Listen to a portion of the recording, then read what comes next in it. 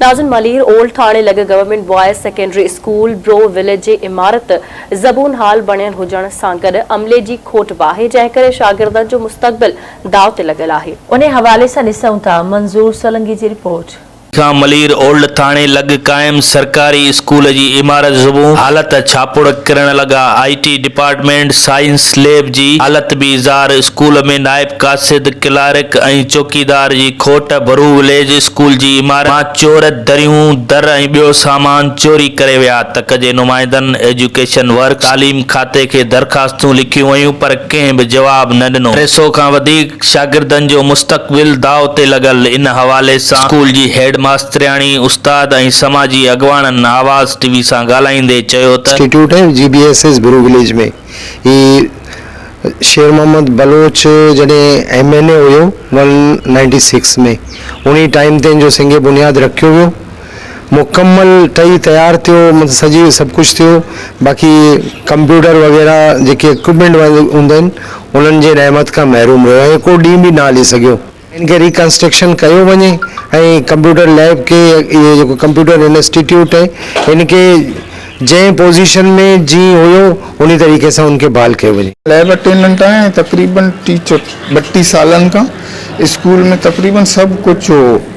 Air जेको आहे building पंहिंजो कराती हो मींहं जे करे।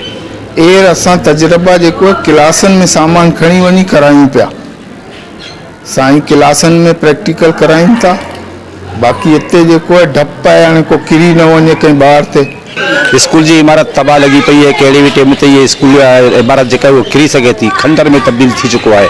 असां हैरान आयूँ त गवर्नमेंट की तरफ खां जो फंड मिलंदा आहिनि एजुकेशन वर्क्स डिपार्टमेंट के उहे फंड केॾा था वञनि। असां गवर्नमेंट का मुतालबो था करियूं त खुदा रा तव्हां हिन तरफ तवज्जो ॾियो, एजुकेशन ॾे तवज्जो ॾियो।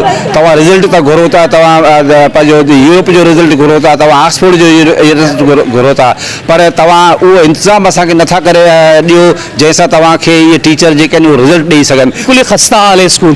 तो मैं हुकूमत से और यहाँ के मुख्तदिर तबकों से ये गुजारिश करना चाहता हूँ कि रहम करें बच्चों पर और रहम करें अहले इलाका पर। यहाँ बच्चों के लिए स्कूल की जो बिल्डिंग है उसको सही माने में तामीर की जाए।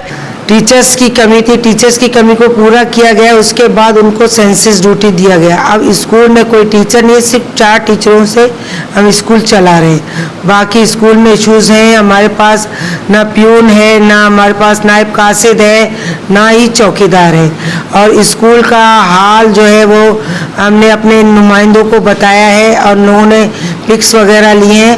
और यहाँ IT ये कंप्यूटर सेंटर हमारे पास बना है, वो किसी एक दिन भी इसको यूज़ नहीं किया गया, वो खस्ता हाल में पड़ा हुआ है। कम से कम एजुकेशन एक बुनियादी ज़रूरत है और हमारे बच्चे इस बुनियादी ज़रूरत से महरूम है। स्कूल की इमारत ज़बून हालत है, छापुड़ किरी रहा आहिनि, कंहिं वक्त भी वॾो नुक़सान थी सके तो। IT डिपार्टमेंट तोड़े साइंस लैब की भी हालत ज़ार है। स्कूल में नायब कासिद क्लार्क ऐं चौकीदार न हुजण करे चोरियूं रोज़ जो मामूल बणिजी वयूं आहिनि। हिननि चयो त तक जा नुमाइंदा एजुकेशन वर्क्स डिपार्टमेंट ऐं तालीम खातो फौरन नोटिस वठी स्कूल जो मसलो हल करे। कैमरामैन अब्दुल लतीफ बुगियो सां गॾु मंज़ूर सोलंकी, आवाज़ टीवी, गड़ा।